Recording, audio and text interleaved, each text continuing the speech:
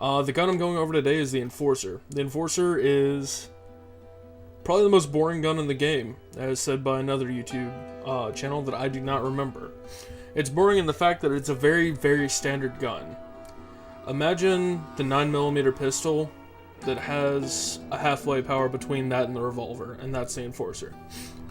However, the Enforcer does what it does have over the 9mm, the fact that it's also more stable. So it can down somebody in about 2 to 3 shots if you go for the head without even improving it.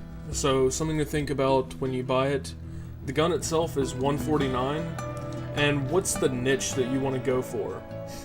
Well, the gun is really effective at close to medium range. Medium range being at least 20 to 50 feet. That being said, at longer range it tends to miss a lot, but that doesn't take away from the fact that it is the most accurate and most, I think it's the best sidearm in the entire multiplayer. Why you have to buy it, when you look at the 9mm versus the Enforcer completely blows it out of the water. Every time I get shot at with a 9mm, the Enforcer will win. Even upgraded, the Enforcer is just so powerful and so quick at firing that it can match the 9mm and then kill it with power.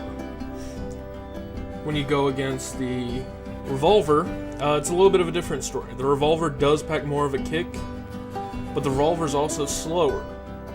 And if you're not at close range, the revolver is not really that useful. The Enforcer is the only gun I've ever been able to say that I would easily use it on its own. And in the video, I'm actually just using the Enforcer. So it's 1 point to pick up, and that is absolute perfection. It's that or the Shorty, and if you're going for a solo class, this one offers a lot more versatility than the Shorty does. Don't get me wrong, I love the Shorty. It's my second favorite sidearm in the game, but it doesn't beat the Enforcer. And that's probably a little bit why you have to pay for it, because while it's so balanced, it's balanced against primary arms, not secondary, so it creates a lot of issues. It's pretty much like having 2 primaries. Is it worth $149? To me, yes. To other people with different playstyles, it may not be. I tend to play a mix between I'm gonna get you and I'll try to sneak around and get you. So I don't play too stealthily, but I also don't play running around like it's Call of Duty either. Certain builds that I've done and that I've really enjoyed that I'll share with you. The one I'm using in this video is the Enforcer only. And one thing about the stealth builds with this is I found that when you have I don't silence my Enforcer at all, because I could use those 2 extra points and have Agility 2 or Covert Training 3 instead of Covert Training 2.